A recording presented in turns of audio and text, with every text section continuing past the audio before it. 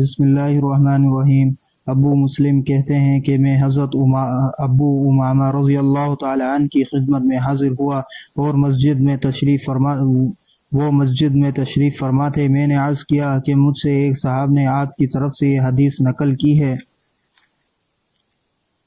کہ آپ نے نبی اکرم صلی اللہ علیہ وسلم سے یہ ارشاد سنا ہے، جو شخص اچھی طرح وضو کرے اور پھر فرض نماز پڑھے تو حق تعالی جل شانہ اس دن وہ گناہ جو چلنے سے ہوئے ہوں اور وہ گناہ جن کو اس کے ہاتھوں نے کیا ہو اور وہ گناہ جو اس کے کانوں سے صادر ہوئے ہوں اور وہ گناہ جن کو اس نے آنکھوں سے کیا ہو اور وہ گناہ جو اس کے دل میں پیدا ہوئے ہوں، سب کو معاف فرما دیتے ہیں۔ حضرت ابو امامہ رضی اللہ تعالی عنہ نے فرمایا کہ میں نے یہ مضمون نبی اکرم صلی اللہ علیہ وسلم سے کئی دفعہ سنا ہے۔ یہ مضمون بھی کئی صحابہ رضی اللہ تعالی عنہ سے نقل کیا گیا ہے، چنانچہ حضرت عثمان رضی اللہ تعالی عنہ، حضرت ابو ہریرہ رضی اللہ تعالی عنہ، حضرت انس رضی اللہ تعالی عنہ، حضرت عبداللہ سناہجی رضی اللہ تعالی عنہ، حضرت عمر رضی اللہ تعالی، حضرت عمر وبن عباسہ وغیرہ حضرات سے مختلف الفاظ کے ساتھ متعدد روایات میں ذکر کیا گیا ہے، اور جو حضرات اہل کشف ہوتے ہیں ان کو گناہوں کا زائل ہونا محسوس بھی ہو جاتا ہے۔ چنانچہ حضرت امام اعظم رحمۃ اللہ علیہ کا قصہ مشہور ہے کہ وضو کا پانی گرتے ہوئے یہ محسوس فرما لیتے تھے کہ وہ کون سا گناہ ہے، اس میں وہ تھے کہ کون سا گناہ اس میں دھل رہا ہے۔ حضرت عثمان رضی اللہ عنہ کی ایک روایت میں نبی اکرم صلی اللہ علیہ وسلم کا یہ ارشاد بھی نقل کیا گیا ہے کہ کسی شخص کو اس بات سے مغرور نہیں ہونا چاہیے۔ اس کا مطلب یہ ہے کہ اس گھمنڈ پر کہ نماز سے گناہ معاف ہو جاتے ہیں، گناہوں پر جرأت نہیں کرنا چاہیے، اس لیے کہ ہم لوگوں کی نماز اور عبادات جیسی ہوتی ہیں، ان کو اگر حق تعالی جل شانہ اپنے لطف و کرم سے قبول فرما لیں تو ان کا لطف احسان و انعام ہے، ورنہ ہماری عبادتوں کی حقیقت ہمیں خوب معلوم ہے۔ اگرچہ نماز کا یہ اثر ضروری ہے کہ اس سے گناہ معاف ہوتے ہیں، مگر ہماری نماز بھی اس قابل ہے، اس کا علم اللہ ہی کو ہے، اور دوسری بات یہ بھی ہے کہ اس وجہ سے گناہ کرنا کہ میرا مالک کریم ہے، معاف کرنے والا ہے، انتہائی بے غیرتی ہے۔ اس کی مثال تو ایسی ہوتی ہے کہ کوئی شخص یوں کہے کہ اپنے ان بیٹوں سے جو فلاں کام کرے درگزر کرتا ہوں، تو وہ نالائق بیٹے اس وجہ سے کہ باپ نے درگزر کرنے کو کہہ دیا ہے، جان کر اس کی نافرمانیاں کریں۔ حضرت ابو ہریرہ رضی اللہ تعالی عنہ فرماتے ہیں کہ ایک قبیلے کے دو صحابی ایک ساتھ مسلمان ہوئے، ان میں سے ایک صاحب جہاد میں شہید ہو گئے اور دوسرے صاحب کا 1 سال بعد انتقال ہوا۔ حضرت طلحہ بن عبید اللہ فرماتے ہیں کہ میں نے خواب میں دیکھا وہ صاحب جن کا 1 سال بعد انتقال ہوا تھا، ان شہید سے بھی پہلے جنت میں داخل ہو گئے، تو مجھے بڑا تعجب ہوا کہ شہید کا درجہ تو بہت اونچا ہے، وہ پہلے جنت میں داخل ہوتے۔ میں نے حضور صلی اللہ علیہ وسلم سے خود عرض کیا یا کسی اور نے عرض کیا تو حضور اقدس صلی اللہ علیہ وسلم نے ارشاد فرمایا کہ جن صاحب کا بعد میں انتقال ہوا ان کی نیکیاں نہیں دیکھتے کتنی زیادہ ہو گئی، ایک رمضان المبارک کے پورے روزے بھی ان کے زیادہ ہوئے، اور 6000 اور اتنی رکعتیں ان کی ایک سال میں ان کی بڑھ گئی۔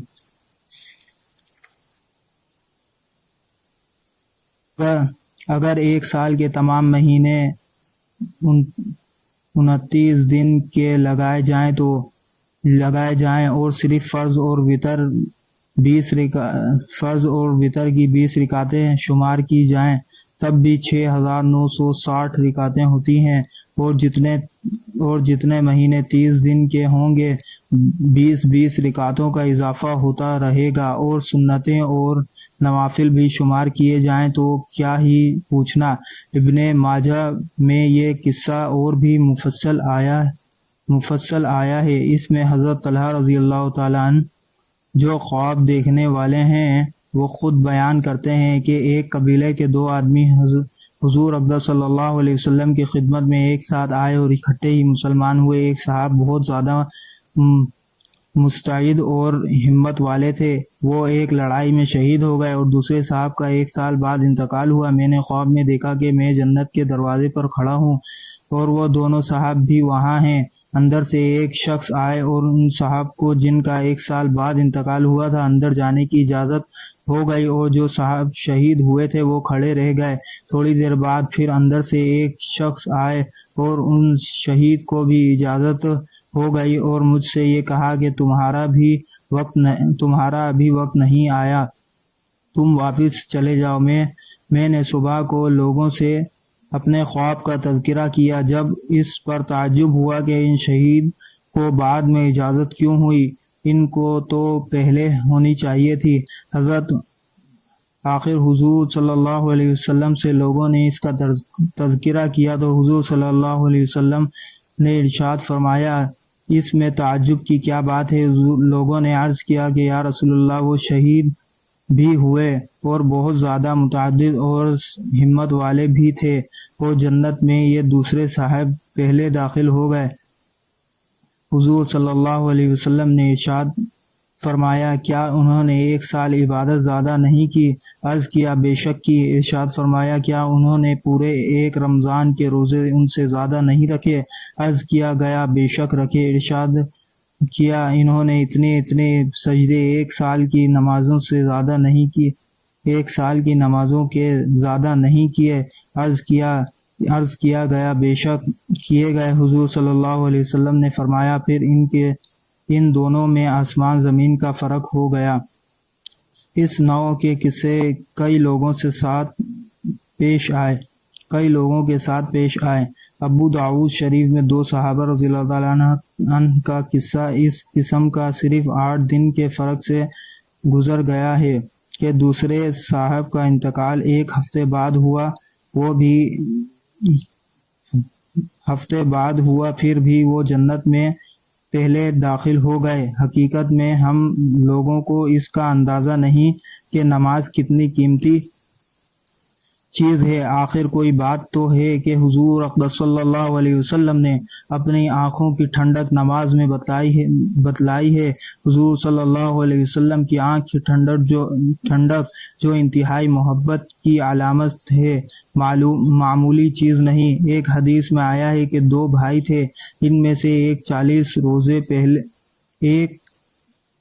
روز پہلے انتقال کر گئے، دوسرے بھائی کا 40 روز بعد انتقال ہوا۔ پھر پہلے بھائی زیادہ بزرگ تھے، لوگوں نے ان کو بہت پڑھانا شروع کر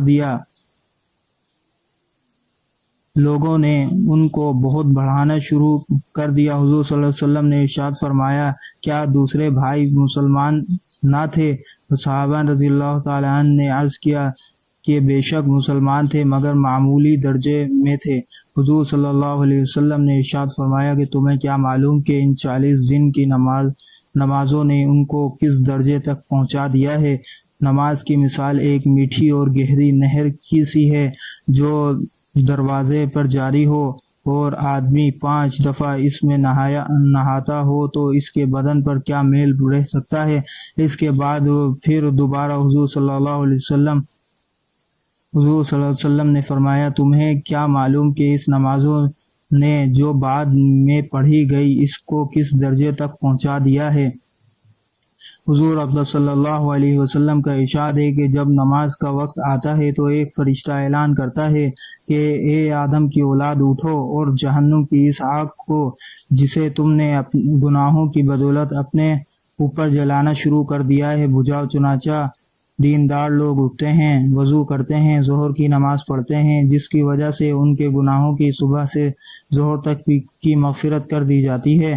اسی طرح پھر عصر کے وقت، پھر مغرب کے وقت، پھر عشاء کے وقت، اور ہر نماز کے وقت یہی صورت ہوتی ہے۔ عشاء کے بعد لوگ سونے میں مشغول ہو جاتے ہیں۔ اس کے بعد اندھیری میں بعض لوگ برائیوں، زناکاری، بدکاری، چوری وغیرہ کی طرف چل دیتے ہیں، اور بعض لوگ بھلائیوں، نماز، وظیفہ، ذکر وغیرہ کی طرف چلنے لگتے ہیں۔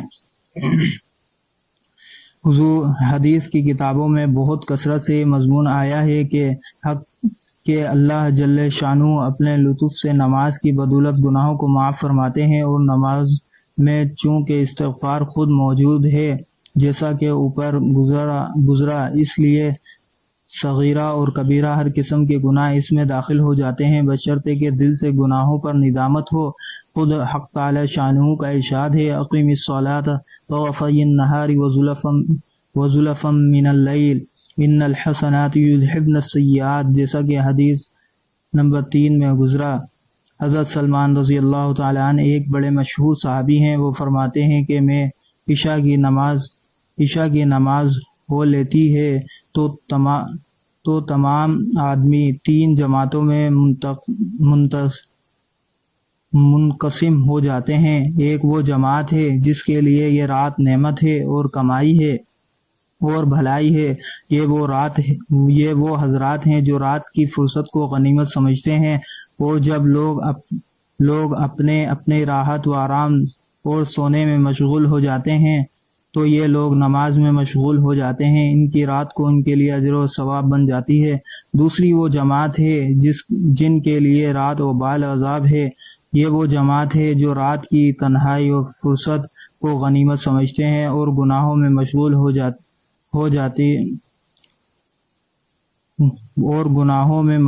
جاتی ہے، ان کی رات ان پر وبال بن جاتی ہے۔ تیسری وہ جماعت جو عشاء کی نماز پڑھ کر سو جاتی ہے، ان کے لیے نہ وبال ہے، نہ کمائی، نہ کچھ گیا نہ آیا۔ حضور صلی اللہ علیہ وسلم کا ارشاد ہے کہ حق تعالی شانہ نے یہ فرمایا کہ میں نے تمہاری امت پر 5 نمازیں فرض کی ہیں، اور اس کا میں نے اپنے لیے عہد کر لیا ہے کہ جو شخص ان 5 نمازوں کو ان کے وقت پر ادا کرنے کا اہتمام کرے، اس کو اپنی ذمہ داری پر جنت میں داخل کروں گا، اور جو ان نمازوں کا اہتمام نہ کرے تو مجھ پر اس کی کوئی ذمہ داری نہیں۔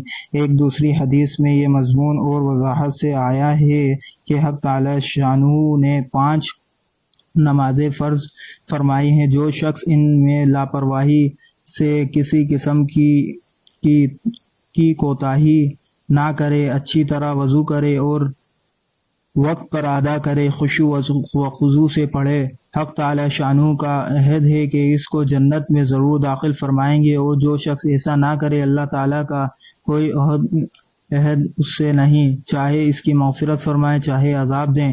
کتنی بڑی فضیلت ہے نماز کی، اس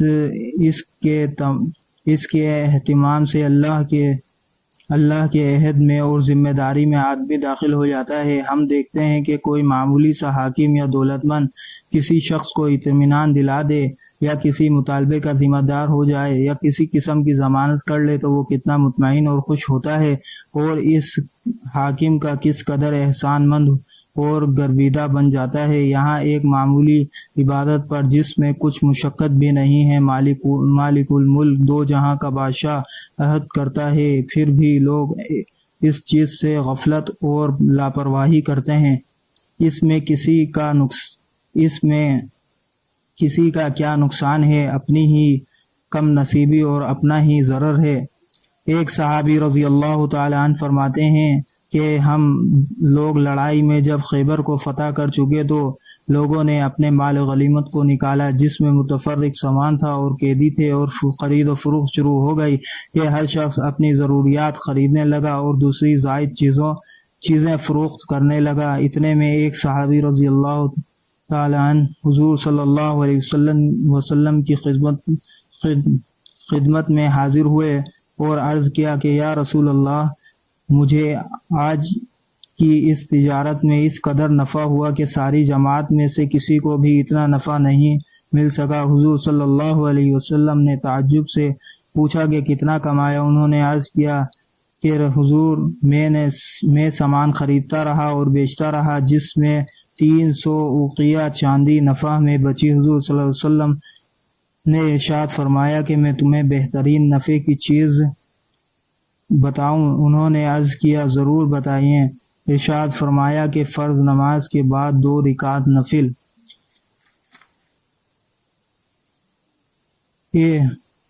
ایک اقیہ 40 درہم کا ہوتا ہے اور ایک درہم تقریباً 4 آنے کا، تو اس حساب سے 3000 روپے ہوا، جس کے مقابلے میں دو جہاں کے بادشاہ کا یہ ارشاد ہے کہ یہ کیا نفع ہوا۔ حقیقی نفع وہ ہے جو ہمیشہ ہمیشہ کے لیے رہنے والا اور کبھی نہ ختم ہونے والا ہے۔ اگر حقیقت میں ہم لوگوں کے ایمان ایسے ہی ہو جائیں اور 2 رکعت نماز کے مقابلے میں 3000 روپے کی وقت نہ رہے تو پھر واقعی زندگی کا لطف ہے۔ اور حق یہ ہے کہ نماز ہے ہی ایسی دولت۔ اسی وجہ سے حضور اقدس سید البشر فخر الرسول صلی اللہ علیہ وسلم نے اپنی آنکھوں کی ٹھنڈک نماز میں بتلائی ہے، اور وصال کے وقت آخری وصیت جو فرمائی ہے اس میں نماز کے اہتمام کا حکم فرمایا ہے۔ کنز الاعمال متعدد حدیثوں میں اس کی وصیت مذکور ہے، من جملہ ان کے حضرت ام سلمہ رضی اللہ تعالی عنہا کہتی ہیں کہ آخری وقت میں جب زبان مبارک سے پورے لفظ نہیں نکل رہے تھے، اس وقت بھی حضور صلی اللہ علیہ وسلم نے نماز اور غلاموں کے حقوق کی تاکید فرمائی تھی۔ حضرت علی رضی اللہ تعالی عنہ سے بھی یہی نقل کیا گیا ہے کہ آخری کلام حضور صلی اللہ علیہ وسلم کا نماز کی تاکید اور غلاموں کے بارے میں اللہ سے ڈرنے کا حکم تھا۔